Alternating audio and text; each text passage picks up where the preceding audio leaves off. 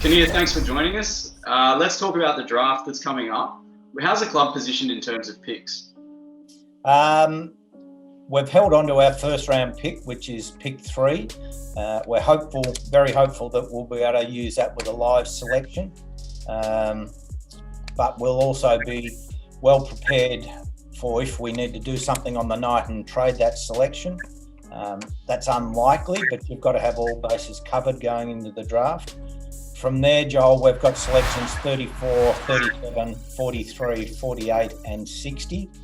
We're fortunate in a year where we haven't seen a lot of the Victorians play much at all, apart from a couple of practice games at the start of the year, that we do have a couple of talented academy players that we'll consider in the draft. We're not committed to taking any of them.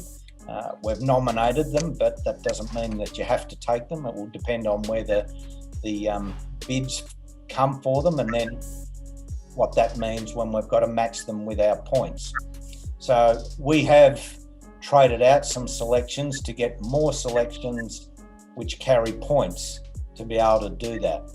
So in this draft, we're able to have 7 selections because we'll enter the draft with 33 primary listed players, and the AFL is allowing you to go to an imaginary list of 40.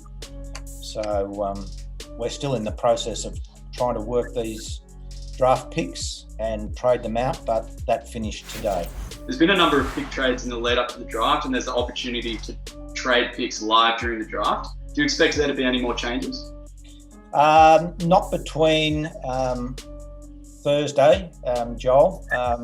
Thursday, 2:00, there was the closure of an ability to be able to trade picks with other clubs. That reopens the day of the national draft, and we're allowed to trade picks live during the night, and that can get a bit chaotic at times, and probably even more so this year because we're not all going to be in the one building. So the communication with the other 17 clubs is going to be via mobile phones.